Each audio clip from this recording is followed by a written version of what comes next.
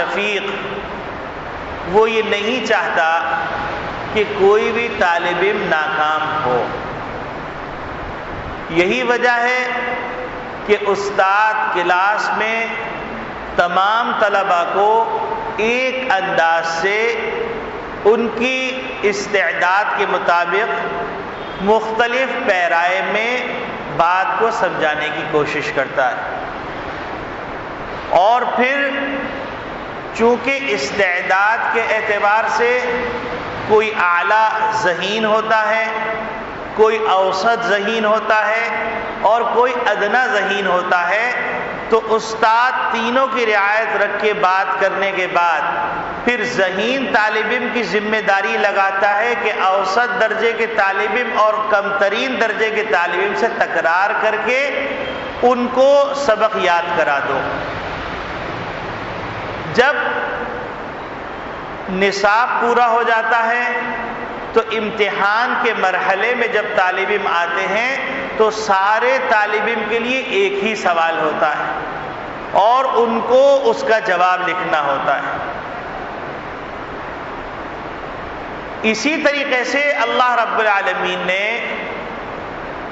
تمام انسانوں کو پیدا فرمایا اور ان انسانوں کو امتحان کے اندر جو باتیں آنے والی ہیں ان باتوں کی تیاری کے لیے 1,24,000 کم بیش انبیاء علیہ السلام کو بھیجا اور اپنا جو سبق تھا وہ سبق ان کو پڑھایا اور ان کو پڑھانے کے بعد ان کے ذمے لگایا کہ تم اپنے خاص طلباء کو سکھاؤ اور ان خاص طلباء کے ذمے لگایا کہ تم اپنے طلباء کو سکھاؤ اور یہ سلسلہ قیامت تک چلتا رہے گا.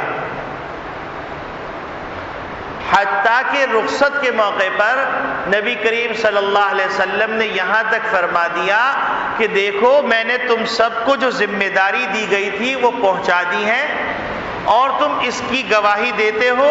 سب نے بیک زبان ہو کر یہ گواہی دی. اس کے بعد انہوں نے اللہ رب العالمین کو گواہ بنایا اور پھر اس وقت موجود جو لوگ تھے ان موجود لوگوں کے ذمے ایک اصولی بات دے دی اور یہ اصولی بات قیامت تک کے لیے موجودین کے ذمے رہے گی، غائبین کے لیے. الا فلیبلغ الشاہد الغائب. تم میں سے جو موجود ہیں وہ اب آنے والوں کو، غیر موجودین کو یہ پیغام پہنچا دیں. یہی وجہ ہے کہ کل حشر کے میدان کے اندر جب تمام انبیاء علیہ السلام کہیں گے کہ ہم نے اپنی امت کو پیغام پہنچا دیا تھا، اور جب گواہوں کا مطالبہ کیا جائے گا تو کہا جائے گا امت محمدیہ گواہی دے گی سب کے اوپر، اور اس لیے گواہی دے گی کہ امت وسط ہے، اور اس لیے گواہی دے گی خاتم النبیین کی امت ہے، اس لیے گواہی دے گی کہ نبی کریم صلی اللہ علیہ وسلم نے اس کے ذمے جو کام لگایا اس نے دیانتداری کے ساتھ، ان میں ایک طبقہ مستقلاً باقی رہا کہ وہ طبقہ دیانتداری کے ساتھ پیغام آگے پہنچاتا رہا. یہ اس کائنات کا نظام ہے. اس کائنات کے نظام کے اندر جہاں پر مثبت ایکٹیویٹیز ہیں تو وہاں منفی ایکٹیویٹیز بھی ہیں. جہاں پر یہ بات موجود ہے کہ ہر آدمی اپنے فلاح بہبود چاہتا ہے کیونکہ اس کے اندر یہ صلاحیت رکھی ہے، تو ان میں ایک ایسے دشمن بھی ہیں جو نہیں چاہتے کہ انسانیت کی فلاح ہو. اب ظاہر سی بات ہے کہ نیگیٹو پازیٹیو کی لڑائی چلتی رہے گی، جس کو یوں کہا جائے گا حق و باطل کا معرکہ بپا رہے گا. اور اس معرکے کا آغاز حضرت آدم علیہ السلام کی تخلیق کے وقت ہوا تھا اور اس کا اختتام آخری انسان کے دنیا سے رخصت ہونے تک جاری رہے گا.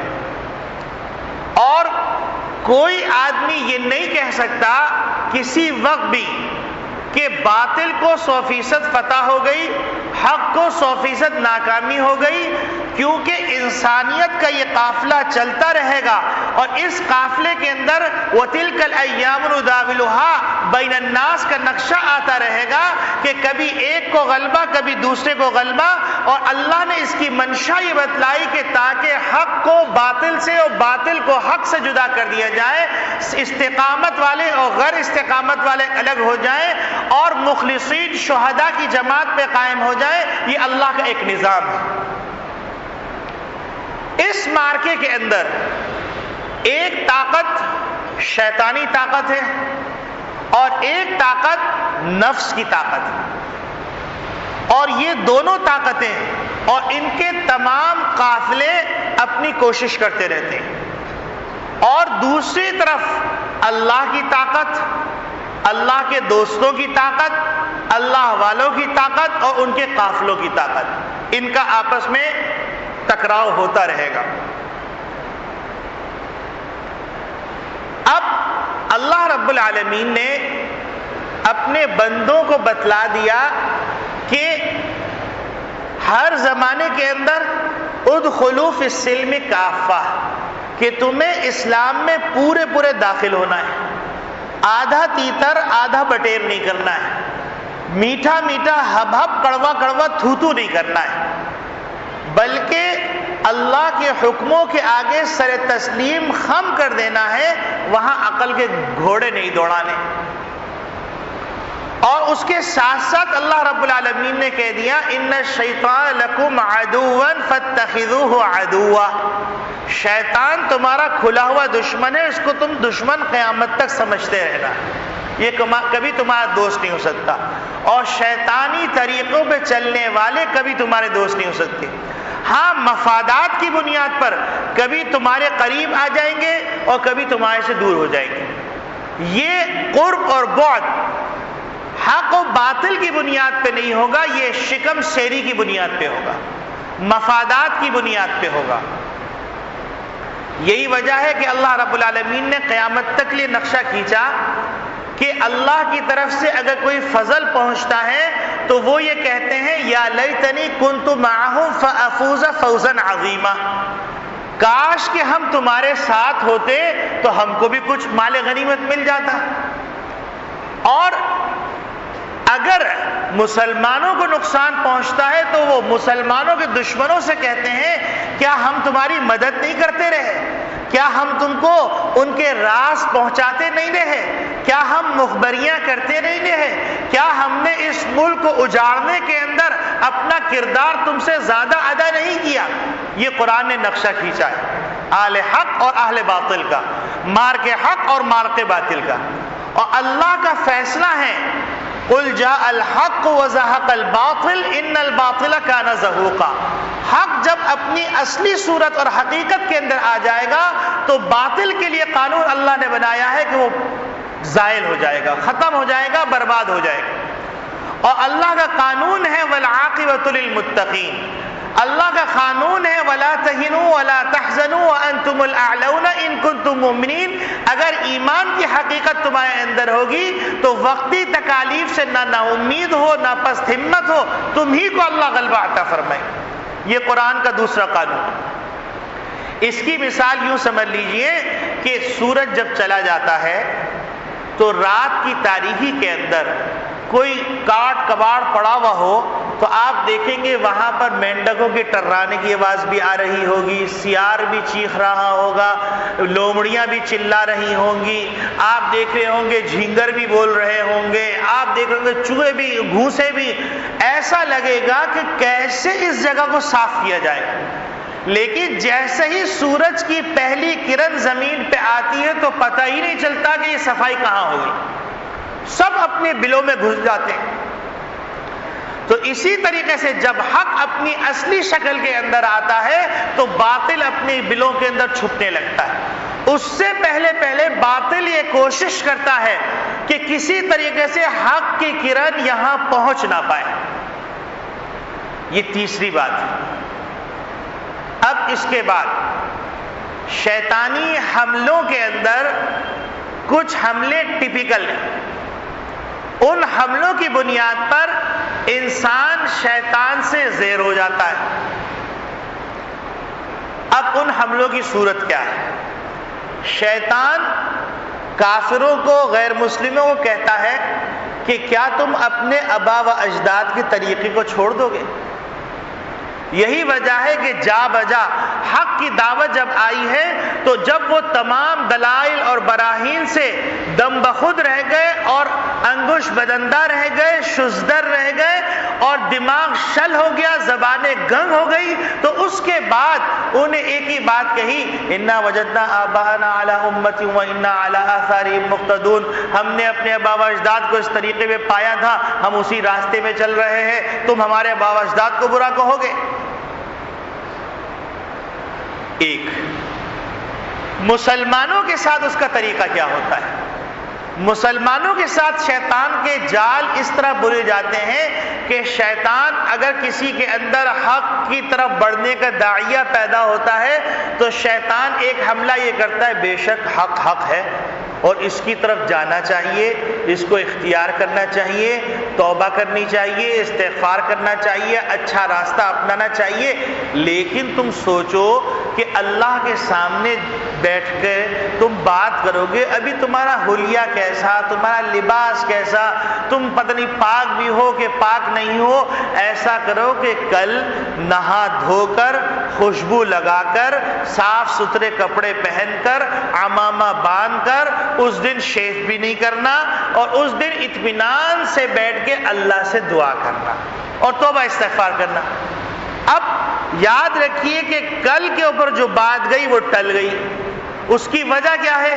اس کی وجہ یہ ہے کہ ہو سکتا ہے کہ کل حالات سازگار نہ ہو سکتا ہے کہ آج جو اللہ کی توجہ خاص ہے وہ توجہ خاص نہ رہے، جو اس وقت ندامت کی کیفیت ہے وہ ندامت کی کیفیت نہ رہے، ہو سکتا ہے کہ کسی کام میں ایسے الجھ جائیں کہ اس الجھن کے اندر آپ کو اپنا ہوش نہ رہے۔ ایک واردات اس کی یہ ہوتی، دوسری واردات، اس کی دوسری واردات شیطان کی یہ ہوتی ہے کہ شیطان ایسے کہتا ہے کہ ٹھیک ہے، بہت اچھی بات ہے، تم اس طرح کر رہے ہو تو کرو اور توبہ بھی کر لو، لیکن تم یہ سوچو کہ تمہارے لیے جو کلمات ہیں وہ کلمات ایسی گندی زبان سے تم کلمات ادا کرو گے اور پھر تم ایسے گناہ کرنے والے ہو کہ تم گناہ کرو گے، پھر تمہارے گناہ توبہ ٹوٹ جائے گی، تو ایسی توبہ کا فائدہ کیا؟ تو ایسا کرو کہ پہلے جی بھر کے گناہ کر لو، پھر بڑھاپے میں جا کے توبہ کر لینا۔ اب بڑھاپا میسر آتا ہے یا نہیں؟ نمبر 2، بڑھاپا آتا ہے تو بیماریوں کا پیغام لے کے آتا ہے یا صحت کا پیغام لے کے آتا ہے؟ بڑھاپا آتا ہے تو سٹھیاپا لے کے آتا ہے، باولا پن لے کے آتا ہے یا ہوش و حواس کے ساتھ آتا ہے؟ یہ پتہ نہیں۔ اور جوانی کے اندر زنگ تھوڑا سا لگا ہوا ہے، بڑھاتے پہ تک پہنچتے ہوئے زنگ اتنا بڑھ جائے کہ اب ذائقہ ہی بدل جائے، بری چیزوں میں مزہ آنے لگے، اچھی چیزوں کی توفیق ہی نہ ہو، اس میں وحشت ہونے لگے، یہ کچھ پتہ نہیں۔ تیسرا واردات کا طریقہ اس کا یہ ہوتا ہے کہ ابلیس یہ کہتا ہے کہ ٹھیک ہے، تم توبہ کر لینا، سب کچھ کر لینا، نماز بھی شروع کر دینا، لیکن جیسے ہی نماز کے لیے کھڑے ہوتے ہیں تو اب ایک ریل چلانا شروع کرتا ہے۔ ظاہر سی بات ہے، اللہ رب العالمین نے انسان کو جو دماغ دیا ہے اور انسان کو جو آنکھیں دی ہیں، ان آنکھوں سے اس نے جو دیکھا، دماغ نے جو قوت خیال نے اس کو اپنے اندر اسٹور کیا، تو اب جب سکون کا ماحول ہوگا وہ تمام چیزیں ریپیٹ ہوں گی۔ تو ریپیٹ ہونے کے نتیجے میں مثال کے طور 15 سال تک فلمیں دیکھتے رہے، ننگی ننگی چیزیں دیکھتے رہے، اب نماز کے لیے کھڑے ہوئے تو دماغ میں وہ چیزیں گھوم رہی، اب فوراً شیطان نے کہا کس منہ سے تم نماز پڑھے ہو؟ اللہ کے سامنے کھڑے ہوئے ہو اور گندی گندی چیزیں تمہارے ذہن میں آ رہی ہیں۔ دوسرا حملہ، تم سجدہ کر رہے ہو لیکن ایسے سجدے کا کیا فائدہ، ایسی نماز کا کیا فائدہ، ایسے ذکر کا کیا فائدہ، ایسے داڑھی رکھنے کا کیا فائدہ، ایسی ٹوپی پہننے کا کیا فائدہ، جس تمام صورتوں کے اندر تم بعد میں وہی کرو گے جو کر رہے ہو۔ اور حالانکہ نماز کے بارے میں کہا گیا ہے کہ ان الصلاۃ تنہا عن الفحشاء والمنکر، کہ نماز تو برائیوں سے روکتی ہے. تم برائی سے باز نہیں آ رہے تو اس کا مطلب تمہاری اندر نماز کی حقیقت نہیں، تم رسم ادا کر رہے ہو. یہ تم ایک ماحول کے اندر، ایک معاشرے کے اندر رہ رہے ہو، اس معاشرے میں لوگ نماز پڑھتے ہیں، اس معاشرے میں لوگ ٹوپی لگاتے ہیں، اس معاشرے میں لوگ گندی باتیں کرتے ہیں، تو تم بھی اس طرح چل رہے ہو. لیکن شیطان اس طرح گھماتا رہتا ہے. اور اس کے بعد شیطان کا ایک اور خطرناک حملہ کیا ہوتا ہے؟ شیطان کا ایک اور خطرناک حملہ یہ ہوتا ہے کہ دیکھو بھائی، بات یہ ہے کہ اللہ جب چاہے گا ہدایت مل جائے گی، لہذا انتظار میں بیٹھے رہتے ہیں کہ اللہ کی طرف سے ہدایت آئے گی، کوئی اللہ والا آئے گا میرا ہاتھ پکڑ کے لے جائے گا، اور کوئی بزرگ سے میں بیعت ہو جاؤں گا تو بزرگ توجہ ڈالیں گے، توجہ سے پوری زندگی بدل جائے گی. ایک شیطان کا حملہ بھی یہ بھی ہوتا ہے. اس کے نتیجے کے اندر ظاہر سی بات ہے، جب انسان کا کنسنٹریشن ایک طرف نہیں ہوگا، انسان کا سوچنے کا رخ ایک نہیں ہوگا، منتشر الحواس انسان ہوگا، تو منتشر الحواس انسان دشمن کا مقابلہ کیسے کر سکتا ہے؟ جس طریقے سے اس طریقے سے انسان کو الجھا دیا جائے معاشی پریشانیوں میں، امن کی پریشانیوں میں، گھریلو پریشانیوں میں، ایمانیات کی پریشانیوں میں، ایمانیات میں شکوک پیدا کر دیے جائیں، اللہ والوں کے بارے میں شکوک پیدا کر دیے جائیں، دین کی اساسی بنیادوں کے بارے میں شکوک پیدا کر دیے جائیں، اور دینداروں کے بارے میں مسخ صورت پیش کر دی جائے، اور ایسی حالات پیدا کر دیے جائے کہ انسان نظیر پیش کر رہا یقدم الرجل و یؤخر الاخرى، کہ ایک ٹانگ اٹھا رہا ہے، کبھی ایک ٹانگ رکھ رہا ہے، ایک ٹانگ اٹھا رہا ہے، جاؤں نہ جاؤں، رکوں نہ رکوں، چلوں نہ چلوں، اس سے بات کروں نہ کروں. تو اب مجھے بتلائیے کہ دشمن پورے حواس کے ساتھ، کنسنٹریشن کے ساتھ اٹیک کرتا ہے تو آپ کدو مقابلہ کریں گے؟ یہ تمام چیزیں شیطان اور شیطانی طاقتوں کا جال ہے.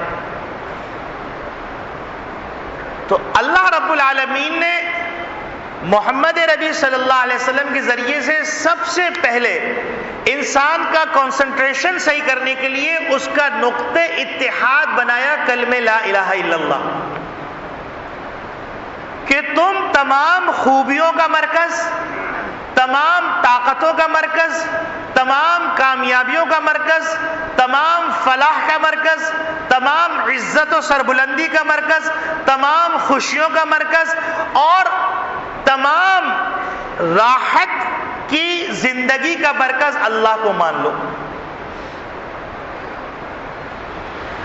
اور باطل سب سے پہلے اللہ کے بارے میں ایسا الجھا دیتا ہے کہ اس کے نتیجے کے اندر اللہ کی طرف دھیان بعد میں جاتا ہے، باقی چیزوں کی طرف پہلے جاتا ہے. میرے پاس یہ چیز ہے، ہونا کیا چاہیے کہ مجھے یہ چاہیے، میرا اللہ میری ضرورت پوری کر دے گا. لیکن یہ تصور نہیں رہا. تو پہلا تصور ہلکا ہوا. اس کے بعد دوسرا تصور محمد عربی صلی اللہ علیہ وسلم، محمد الرسول اللہ. اب اس کے بارے میں ایسے شکوک شبہات پیدا کر دیے جائیں، کبھی کارٹون بنا دیا جائے، کبھی ٹیررسٹ قرار دے دیا جائے، کبھی محمد صلی اللہ علیہ وسلم کو نعوذ باللہ من ذالک خبیث شہوت پرست، ان کو شہوت پرست قرار دے دیں، کبھی قرآن کا مذاق اڑا دیا جائے، کبھی قرآن کی تشریحات کا مذاق اڑا دیا جائے، کبھی جہاد کا مذاق اڑا دیا جائے، کبھی جہاد کو دہشت گردی کہہ دیا جائے، کبھی مدارس کو دہشت گردی کے اڈے قرار دے دیے جائیں. اس طرح ایسے تذبذب پیدا کر دیا جائے کہ یہ رشتے مزمحل ہو جائیں، کمزور ہو جائیں. اگر بکری کا ریوڑ اس کا نگہبان نہ ہو تو ظاہر سی بات اس کو جہاں لے جائیے وہ چلی جائے گی. تو اس کے بعد دوسرا حملہ محمد رسول اللہ صلی اللہ علیہ وسلم کی ذات اقدس پر. پھر تیسرا حملہ محمد عربی صلی اللہ علیہ وسلم کے وارثین پر اور وارثین بنانے والی فیکٹریز پر. اور ایسے شکوک شبہات پیدا کر دیے جائیں کہ ان کے اساس ختم ہو جائے. وہ اساس جس کے بارے میں کہا گیا مثل کلمۃ طیبۃ کشجرۃ طیبۃ اصلها ثابت وفرعها فی السماء تؤتی اکلها کل حین باذن ربها، کہ جس کی جڑیں زمین میں نہایت گہری، جس کی شاخیں آسمان سے باتیں کرنے والی، اور ایسا سرسبز درخت ہے کہ ہر زمانے کے اندر تازہ تازہ پھل نکل رہے ہیں۔ فیصلہ کرنا مشکل ہو کہ متقدمین کے لوگ ہیں یا متاخرین کے لوگ ہیں، پہلی جماعت افضل تھی یا دوسری جماعت افضل تھی۔ اگر وہ رشتہ ختم ہو جائے تو ہوا اٹھا کر جہاں چاہے پھینک دے۔ یہ چوتھا نفسیاتی حملہ، یہ شیطانی چال ہے جو قرآن کریم میں بیان کی گئی۔ پھر اس کے بعد جب اللہ سے رشتہ ٹوٹ گیا، رسول اللہ سے رشتہ ٹوٹ گیا، صرف رسمی رہ گیا، اور اولیاء اللہ سے رشتہ ٹوٹ گیا، کتاب اللہ سے رشتہ ٹوٹ گیا۔ اب اس کے بعد پانچواں وار قومیت پہ تقسیم، صوبائیت پہ تقسیم، مسلک پہ تقسیم، اور فروعات پہ جھگڑے۔ اتنا الجھا دیا جائے، اتنا الجھا دیا جائے، اتنا الجھا دیا جائے کہ پڑوسی پڑوسی پہ اعتماد نہ کرے، بھائی بھائی پہ اعتماد نہ کرے، اور انسان اتنا زخم خوردہ ہو جائے کہ بھیڑیا اگر ہاتھ آ کر رکھے اور تسلی کے دو بول بولے تو بھیڑیے کے ساتھ ہو جائے، اور اپنے بھائی کا گوشت کاٹ کے بھیڑیے کے سامنے ڈال دیں۔ پوری انسانی تاریخ، بر صغیر کی تاریخ، سلطنت عثمانیہ کی تاریخ، سلطنت امویہ کی تاریخ، سلطنت عباسیہ کی تاریخ، خوارزم شاہ کی تاریخ، جتنی تاریخیں اٹھائیے، عروج و زوال کی انسان کی داستان دیکھیے تو اسی کے گرد گھوم رہی۔ پھر چھٹا طریقہ یہ، یریدون لیطفئوا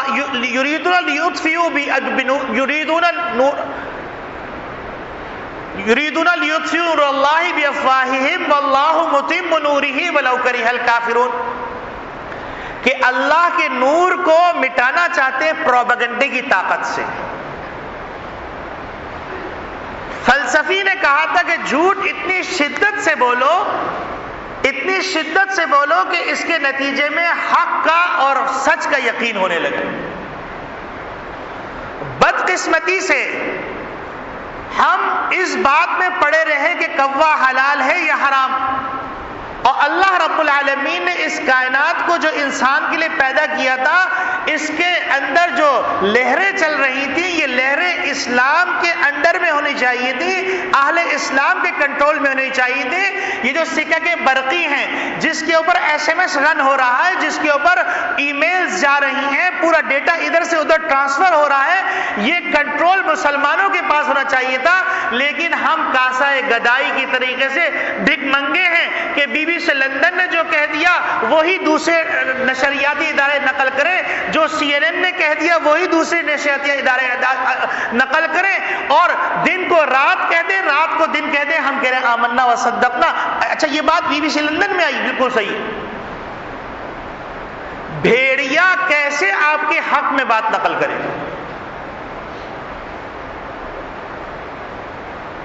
اور نبی کریم صلی اللہ علیہ وسلم 1400 سال پہلے یہ بات بتلا کے چلے گئے کہ ایک وقت آنے والا ہے کہ تمہارے گرد ساری اقوام ایسے جمع ہو جائیں گی جیسا کہ کھانے کی تھال کے گرد لوگ جمع ہو جاتے ہیں، اور ہر شخص اپنا حصہ لینا چاہتا ہے۔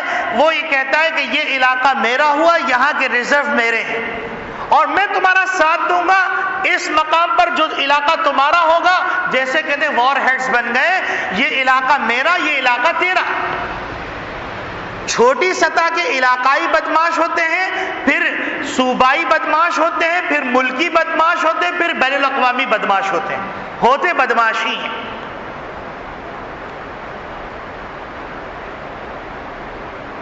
تو آج جو میں آپ کے سامنے ایک پیغام رکھنا چاہ رہا ہوں، وہ پیغام یہ کہ سب سے پہلے اللہ سے رشتہ قائم کرنے کے لیے ضروری کیا ہے؟ جو بات نبی کریم صلی اللہ علیہ وسلم نے فرمائی۔ وہ بات کیا ہے؟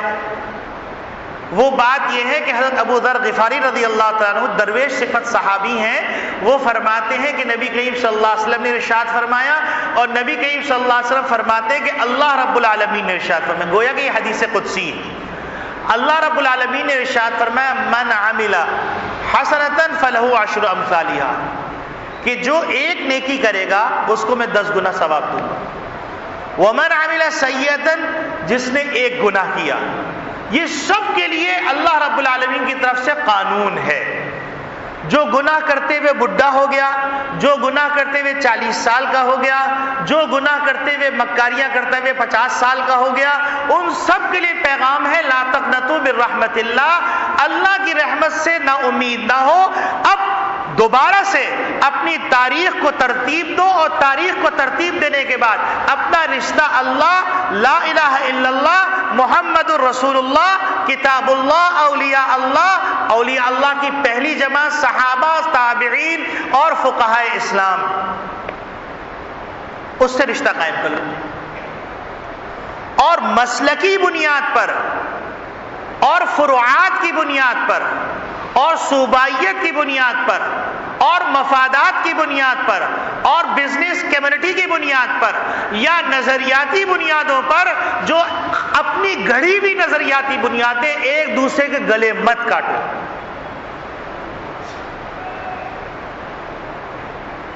اور جتنا گناہ کر چکے تو شیطان کا جو حملے کا طریقہ ہے کہ کس منہ سے توبہ کرو گے، بھیا اسی منہ سے توبہ کر لو۔ حضرت ملا علی قاری رحمۃ اللہ علیہ فرماتے ہیں ان حقیقت الحیاء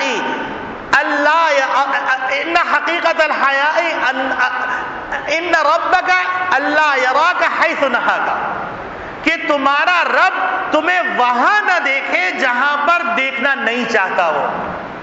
یہ حیا نہیں ہے کہ اللہ سے توبہ نہ کرو، حیا یہ ہے کہ تم یہ نیت کرو کہ اس جگہ مجھے اللہ نہیں دیکھے گا جس جگہ اللہ مجھے جانے سے منع کرتا ہے، یہ حیا ہے۔ اور پھر غلطی کر کے 100 دفعہ غلطی کرنی ہو جائے، تقاضۂ بشری 100 دفعہ توبہ کر لو، تو سب سے پہلے نا امیدی کی جڑ کاٹی اور قانون بتا دیا کہ اللہ کا قانون رحمت کا، رحمتی وسعت کل شیء، کہ میری رحمت ہر چیز پر حاوی، ہر چیز پہ حاوی ہونے کی دلیل یہ ہے کہ کافر کو بھی اللہ کھلا رہا ہے، بھوکا نہیں سلا رہا، قاتلوں کو بھی اللہ اس کی ستاری کر رہا ہے، نافرمانوں کی بھی اللہ ستاری کر رہا ہے۔ تو من عمل حسنۃ فلہ عشر امثالھا، جس نے ایک نیکی کی 10 گنا ثواب دیا جائے گا۔ من عمل سیئۃ، جس نے ایک گناہ کیا، تو اللہ کا قانون دیکھیے فجزاء مثلھا، کہ میں اسی کے بقدر سزا دوں گا، او اغفرہ، توبہ کر لے گا تو میں معاف کر دوں۔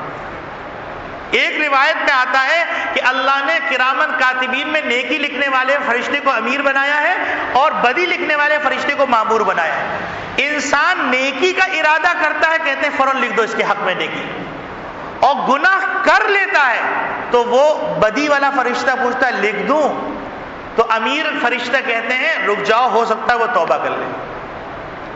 پھر دن کے ایک حصے میں پوچھتا ہے لکھ دوں، کہتے ہیں رک جاؤ، ہو سکتا ہے توبہ کر لے۔ تیسری دفعہ میں جب دن ختم ہونے لگتا ہے پھر سوال کرتا، تب جا کے کہتے ہیں ٹھیک ہے اب لکھ لو۔ اللہ کی رحمت اور اللہ کے عذاب کو دیکھ لیجیے۔ پھر نبی کریم صلی اللہ علیہ وسلم نے اللہ رب العالمین کا یہ قول ذکر فرما کر محبت کی انتہا کر دی۔ فرماتے ہیں من عمل خطیئۃ قراب الارض، زمین کو پاٹ ڈالے گناہوں سے، ثم لقینی، پھر ندامت اور شرمندگی کے آنسو بہانے کے لیے میرے دربار میں آ جائے اور یوں کہہ دے کہ اللہ کے ساتھ شرک نہ کیا ہو، گناہ کیے ہوں، تو اللہ فرماتے بدلت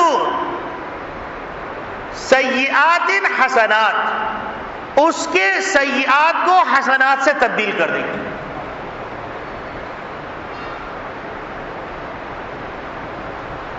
اور پھر اس کے بعد شیطان کے ایک اور حملے کو توڑ ڈالا، اور یہ کہہ دیا کہ دیکھو یہ جو تم لوگ انتظار میں بیٹھے ہوئے ہو کہ لطیف غیبی آئے گا اور وہ ہماری مدد کر جائے گا، تو یہ دنیا دارالعمل ہے، دنیا دارالاسباب ہے۔ یہ مت سمجھو کہ یہاں پر آٹومیٹکلی ہر کچھ ہو جائے گا۔ اگر آٹومیٹکلی ہونا تھا تو اللہ کو انسان کو پیدا کرنے کی ضرورت ہی نہیں تھی، فرشتوں سے کرواتے رہتے۔ اللہ نے دنیا میں ایسے واقعات چھوڑ دیے کہ تاکہ اللہ کی قدرت بلا سبب قدرت پر یقین ہو۔ حضرت عیسیٰ علیہ السلام کی پیدائش قانون سے ہٹ کر، اور بہت سارے ایسے واقعات، حضرت آدم علیہ السلام کی پیدائش بغیر ماں باپ کے،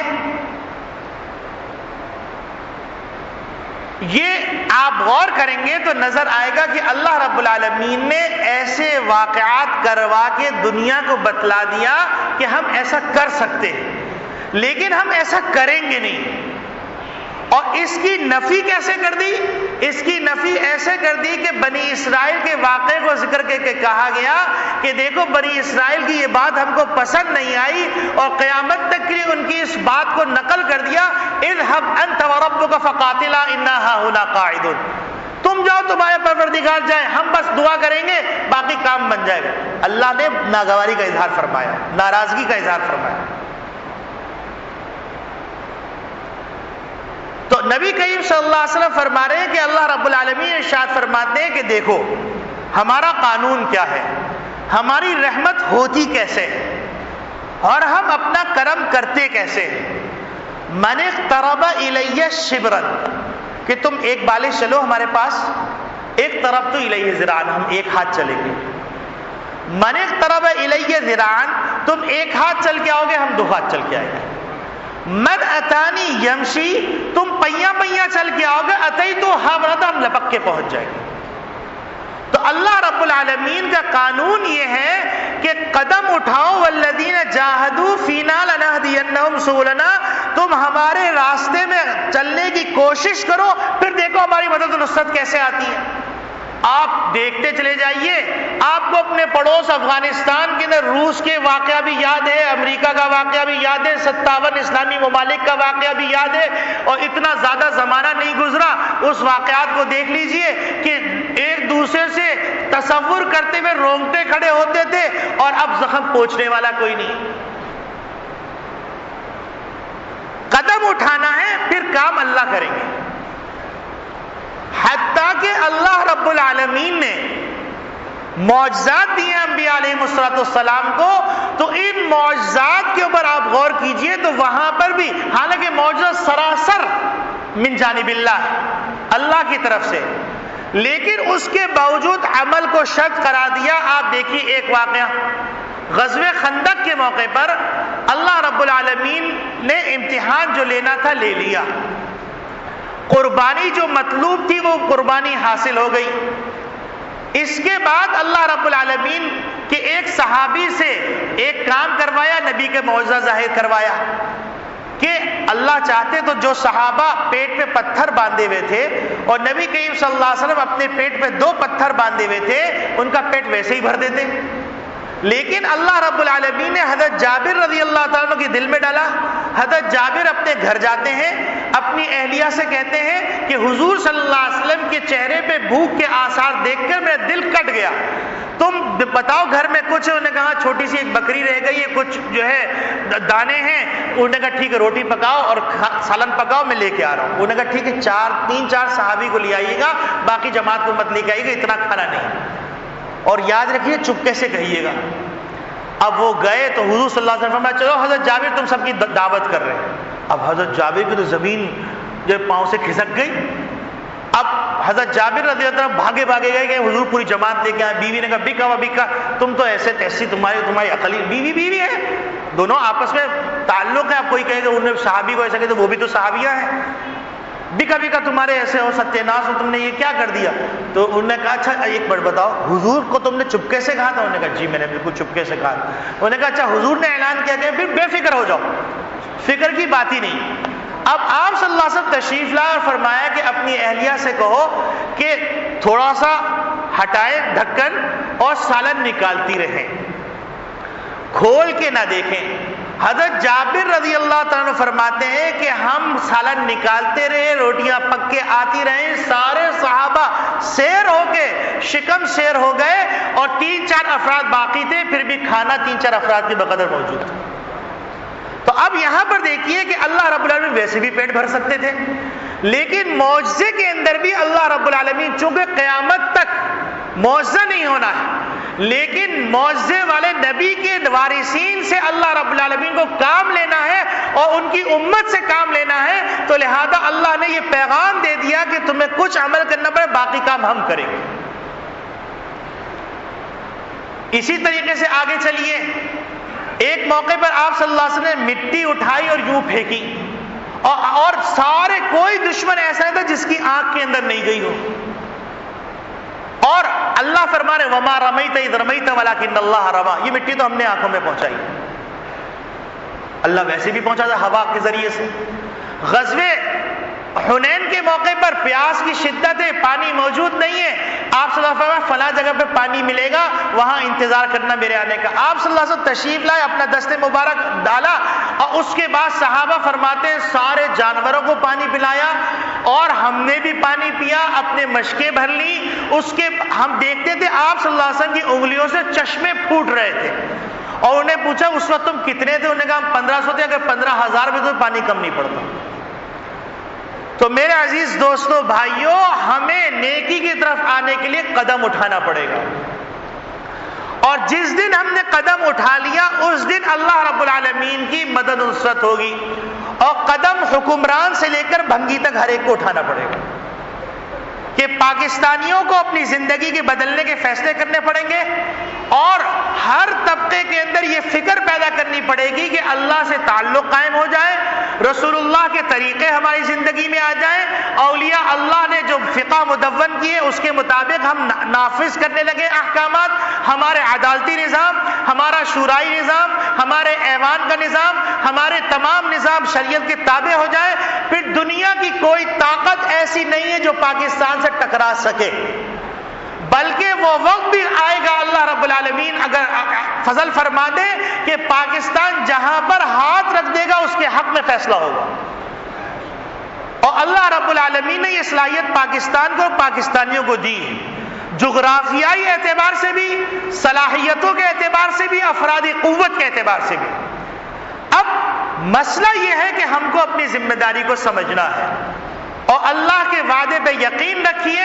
اللہ کے وعدے پہ جب وہ یقین رکھیں گے اور صحیح فیصلے کریں گے تو وہ وقت دور نہیں کہ دنیا یہاں ملازمت کے لیے آئے گی، دنیا یہاں کا ویزا لینے کی تمنا کرے گی، آپ کو اندازہ نہیں ہے اللہ رب العالمین نے بر صغیر کے اس خطے کو کیا مقام عطا فرمایا۔